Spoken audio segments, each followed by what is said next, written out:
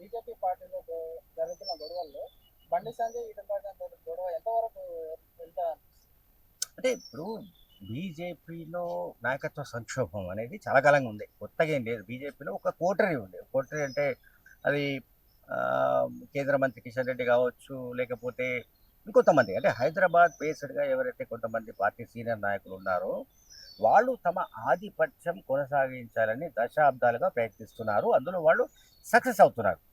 అయితే ఇక్కడ ఇప్పుడు కొత్తగా వచ్చిన సమస్య ఏంటంటే, జిల్లాల నుంచి వచ్చిన సమస్య. అంటే బండి సంజయ్ జిల్లా నుంచి వచ్చాడు. అంటే కరీంనగర్ నుంచి వచ్చాడు ఆయన. ఆయన పార్టీ ప్రెసిడెంట్‌గా పనిచేశాడు. అట్లాగే ఈటెల రాజేందర్ బీఆర్ఎస్ నుంచి బయటకు వెళ్ళిపోయి అంటే బయటకు పంపించిన తర్వాత ఆయన బీజేపీలో చేరాడు. సో వీళ్ళిద్దరు కూడా potential and more over BC నాయకులు.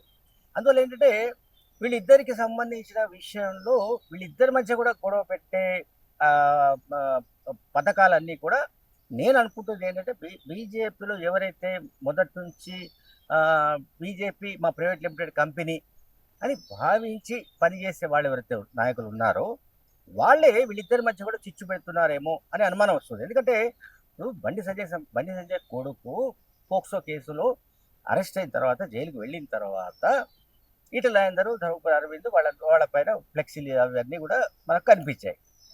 ఆ ఫ్లెక్సీల వెనుక బండి సంజయ్ ఉన్నాడు, బండి సంజయ్ సంబంధించిన అనుచరులు ఉన్నారంటూ కేసులు నమోదయ్యాయి. వాళ్ళని కూడా అరెస్ట్ చేశారు.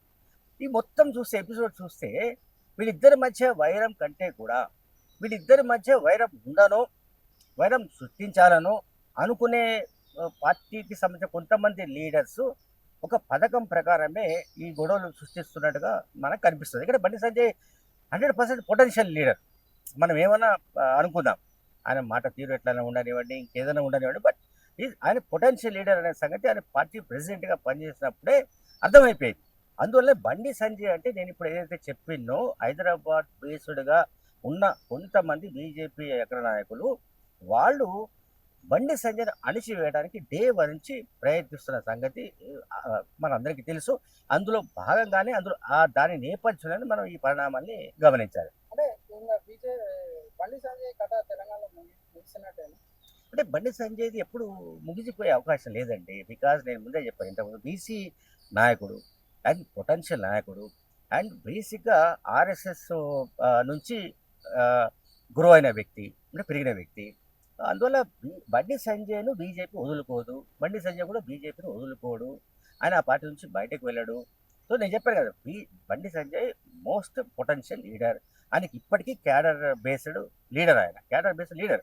కనుక నేను అనుకునేది ఏంటంటే బహుశా కొద్ది రోజుల్లోనే అవసరమైతే ఇప్పుడున్న తెలంగాణ బీజేపీ అధ్యక్షుడు రామచంద్రరావును తప్పించి ఎలక్షన్ నాటికి అయినా సరే బండి సంజయ్‌ని మళ్ళీ పార్టీ అధ్యక్షుడిగా చేసినా కూడా మనం ఆశ్చర్యపోవాల్సిన అక్కర్లేదు. అంటే ఇప్పుడు ఆయన మంత్రి పదవి తీసేస్తారని ఒక వార్తలు వస్తున్నాయి.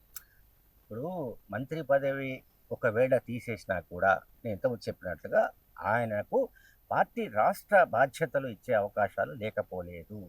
బండి సంజయ్ ఒకవేళ మంత్రి పదవి తీయడం అంటే ఆయన కొడుకు పోక్సో కేసులో ఉన్నాడు కాబట్టి ఆ కేసులో ఆయన వ్యవహరించిన తీరు పైన చాలా విమర్శలు కూడా వచ్చాయి.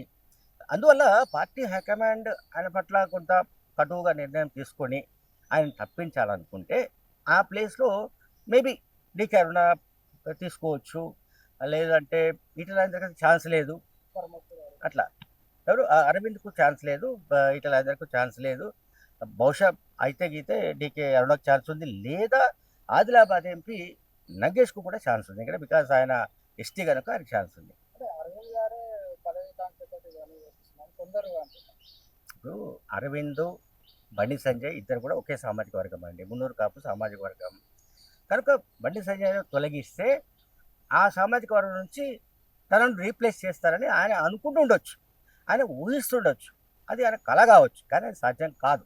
ఎందుకంటే నేషనల్ లెవెల్‌లో పార్టీ ఇది దాన్నేమంటారు అది ఆ పార్టీ బీజేపీ కేంద్ర మంత్రి మండలిలో ఎవరైనా తీసుకోవడమో, ఎవరైనా తొలగించడమో జరిగితే అది కులాల ప్రాతిపదికన జరగదు. రాష్ట్రాన్ని వాళ్ళు ఒక యూనిట్‌గా తీసుకుంటారు. అట్లనే పొటెన్షియాలిటీ వాటినన్నిటిని తీసుకొని వాళ్ళు తీస్తారు తప్ప, ఇక్కడ మున్నూరు కాపు ప్లేస్‌లో ఇంకొక మున్నూరు కాపు అనేది అసలు ఆర్గ్యుమెంటే తప్పు. Subscribe us and press the bell icon for more interesting updates.